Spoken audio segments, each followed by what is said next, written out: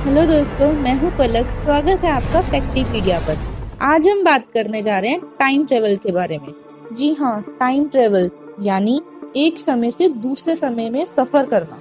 ये एक ऐसा टॉपिक है जिस पर वैज्ञानिकों के बीच और लोगों के बीच खूब सारे मतभेद हैं। टाइम, ग्रेविटी और स्पेस पर काम करने वाले दो सबसे मेन वैज्ञानिक एल्बर्ट आइंस्टाइन और स्टीफन हॉकिंग ने टाइम ट्रेवल की संभावना को कभी नहीं नकारा। आइंस्टाइन की जनरल रिलेटिविटी थ्योरी और स्पेशल रिलेटिविटी थ्योरी इसे कई मायनों में संभव भी मानती है। जैसा कि हम सब जानते हैं, हर चीज की 3 डायमेंशंस होती हैं, लंबाई, चौड़ाई और ऊंचाई। वैसे ही आइंस्टाइन का मानना है कि हमारे स्पेस की भी 3 डायमेंशंस हैं और समय इसका चौथा डायमेंशन है। उनका मानना है कि अगर हम काफी तेज स्पीड से, काफी तेज गति से लाइट के सोर्स की तरफ यात्रा करें तो हम टाइम ट्रेवल कर सकते हैं। कुछ लोग मानते हैं कि टाइम ट्रेवल पॉसिबल नहीं है, पर जो लोग टाइम ट्रेवल में मानते हैं उन्होंने इसके संभव होने के काफी सबूत दिए हैं। आज मैं आप सबको कुछ ऐसी घटनाएं बताने वाली हूँ जिसे देखकर आप टाइम ट्रेवल पर विश्वास करने के लिए मजबूर हो जाएंगे। तो चलिए देखते हैं।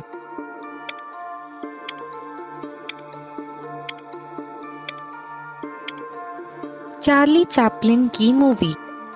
साल 1928 में रिलीज हुई चार्ली चैपलिन की साइलेंट फिल्म सर्कस हिट साबित हुई।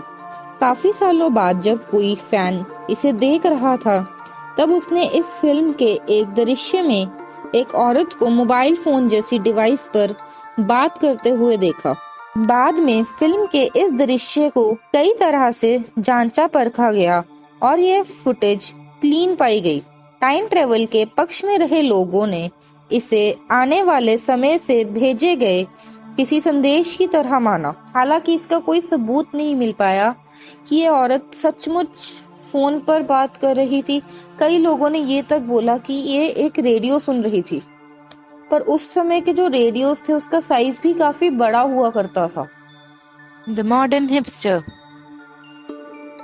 टाइम ट्रेवल से जुड़ी तस्वीरों के मामले में यह अब तक की सबसे प्रमाणित फोटो मानी जाती है। यह फोटो साल 1941 में ब्रिटिश कोलंबिया के साउथ फॉर्क ब्रिज के उद्घाटन के दौरान ली गई थी।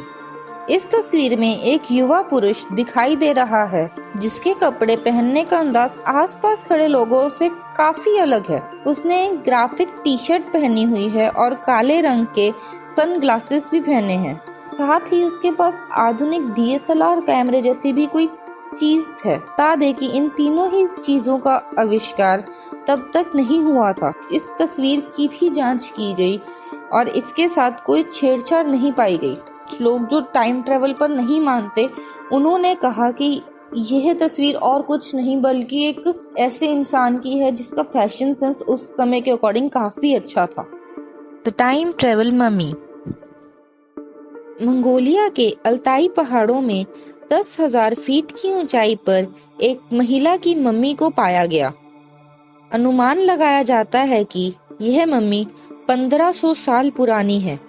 इस मम्मी का एक ही हाथ है और दोनों पैरों में जिस डिजाइन के जूते डाले हैं, ठीक उसी तरह के डिजाइन के जूते एडिडास में भी बिकते हैं। जर्मन स्पोर्ट्सवेयर एडिडास के यह जूते स्ट्रिप डिजाइन के नाम से जाने जाते हैं। यह जूते हूबहू उस मम्मी के जूतों की तरह ही हैं। अगर हम ध्यान से देखें तो इस मम्मी ने आज के जमाने की जीन्स भी डाल रखी हैं। इस फैशनेबल मम्मी के साथ ना ही केवल जूते बल्कि एक पोर्टेबल मिरर, एक स्टाइलिश हैंडबैग और एक नाइफ भी मिला। इस मम्मी के सिर पर सीरियस ट्रॉमा देखकर यह कहा जा सकता है कि यह एक बहुत ही अनफॉर्चुनेट मम्मी थी। शायद ये महिला टाइम ट्रेवल करके पुराने समय में चली गई और इसे देखकर वहाँ के लोग डर गए और उन्होंने इसके सिर पर किसी चीज से वार कर इसे मार दिया। Chinese Swiss watch. साल 2008 में चाइनीज आर्कियोलॉजिस्ट ने एक बहुत ही बड़ी डिस्कवरी की। जब वो मिंग डायनेस्टी के कॉफिन को खोल रहे थे तब उन्हें एक 400 साल पुराना पत्थर मिला। उस पत्थर को तराशने पर उन्हें उस पत्थर में से एक रिंग शेप की घड़ी मिली जिस पर स्विस मेड लिखा हुआ था, यानी वो स्विट्जरलैंड में बनी थी और वो घड़ी लगभग 100 साल पुरानी थी। उस घड़ी का टाइम 10:06 पर रुका हुआ था। 100 साल पुरानी घड़ी का एक 400 साल पुराने पत्थर में मिलना वहाँ के आर्कियोलॉजिस्ट को बहुत ही आश्चर्यचकित लगा, क्योंकि 400 साल पहले तो स्विट्जरलैंड का कोई अस्तित्व ही नहीं था। रुडोल्फ फेंट्स। साल 1950 में वॉल स्ट्रीट पर विक्टोरियन समय में चलने वाले हेयर स्टाइल और कपड़ों वाला एक शख्स दिखाई दिया। वो कुछ परेशान था और सबको घूर घूर कर देख रहा था। वो सड़क पर था और उसने सामने से आती गाड़ी को ऐसे घूर कर देखा जैसे कि पहली बार देख रहा हो। कुछ ही सेकंड बाद इसी गाड़ी से टकराकर उसकी मौत हो गई।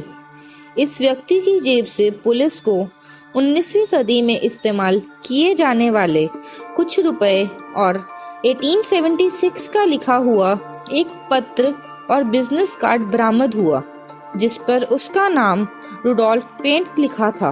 पुलिस रिकॉर्ड खंगालने और इस नाम का आदमी ढूंढने पर पता चला कि साल 1876 में इसी नाम का एक शख्स रहस्यमय परिस्थितियों में अपने घर से गायब हो गया था। माइक टाइसन का फैन। साल 1995 में उस वक्त के मशहूर बॉक्सर माइक टाइसन और पीटर मैकनीली के बीच में एक मैच खेला जा रहा था। यह मैच एक सामान्य बॉक्सिंग मैच था, लेकिन जब इसकी फुटेज को ध्यान से देखा गया तब सभी को इसमें कुछ अटपटा नजर आया। मैच की इस फुटेज में साफ दिखाई दे रहा है कि एक आदमी स्मार्टफोन जैसी किसी डिवाइस से टाइसन की तस्वीरें ले रहा है, जबकि उस वक्त काफी बड़े और एंटीना वाले फोन्स के अलावा स्मार्टफोन्स की कल्पना भी करना मुश्किल था। इस फुटेज की जांच की गई, लेकिन इसमें किसी तरह की कोई छेड़छाड़ नहीं पाई गई। ये फुटेज बिल्कुल ओरिजिनल है। कई लोगों का ये भी कहना है कि ये कैमरा डिवाइस है, बट कैमरा डिवाइस को ऐसे वर्टिकल पकड़ना और पिक्चर्स क्लिक करना थोड़ा अटपटा सा लगता है, क्योंकि अक्सर आप जैसे जानते हैं उस समय में जो कैमरास चलते थे उससे हॉरिजॉन्टल करके पिक्चर्स ली जाती थी, ना कि वर्टिकल। Philadelphia experiment. 24 अक्टूबर 1943 में वैज्ञानिकों ने फिलाडेल्फिया एक्सपेरिमेंट को एक लड़ाकू जहाज यूएसएस एल्ड्रिस पर करने की ठानी। इस प्रयोग को फिलाडेल्फिया डॉकयार्ड पर किया गया। वैज्ञानिकों ने इस जहाज के चारों तरफ कई हजार वोल्ट के इलेक्ट्रोमैग्नेटिक कॉइल लगा दिए ताकि नाजी के बिछाए मैग्नेटिक माइंस को चकमा दिया जा सके। धीरे धीरे उस जहाज पर लगे हुए जनरेटर की मदद से बिजली की वोल्टेज बढ़ाई जाने लगी।